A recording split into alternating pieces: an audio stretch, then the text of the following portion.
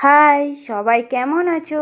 আজকের রেসিপি মাছের কালিয়া। তো ফার্স্টে আমি মাছগুলো ভালো করে ধুয়ে নিয়ে তাতে একটু লবণ, হলুদ আর লঙ্কার গুঁড়ো দিয়ে ভালো করে লাল লাল করে ভেজে নেব।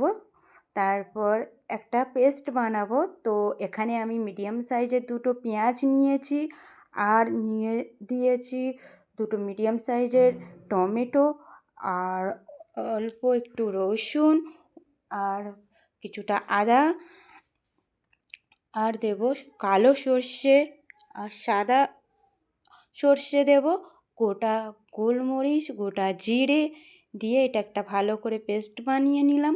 এবারে ওই ভাজা মাছের তেলেতে আরও একটু তেল দিয়ে দিলাম, দিয়ে এবারে এখানে সেই পেস্টটা দিয়ে দেব। তো এটা ভালো করে কষাতে হবে যতক্ষণ না মশলা আর তেলটা আলাদা হয়ে যায়।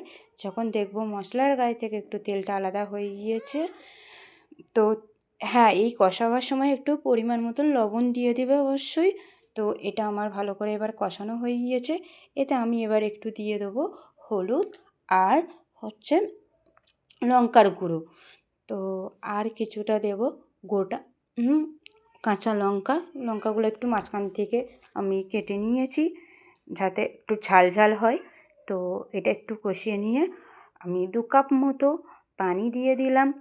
তো এই পানিটা দিয়ে আমি আরও একবার একটু নেড়ে চেড়ে নিয়ে এটা আমি যতক্ষণ না এই ঝোলটা ফুটে উঠছে ততক্ষণ আমি চাপা দিয়ে রেখে দেবো। এবার ঝোলটা ফুটে উঠলে ভাজা মাছগুলো এতে দিয়ে দেব, দিয়ে দিয়ে ওপর থেকে একটু দিয়ে দেব ধনিয়া পাতা আর গোটা কাঁচা লঙ্কা, আরও 2-4টে দিলাম।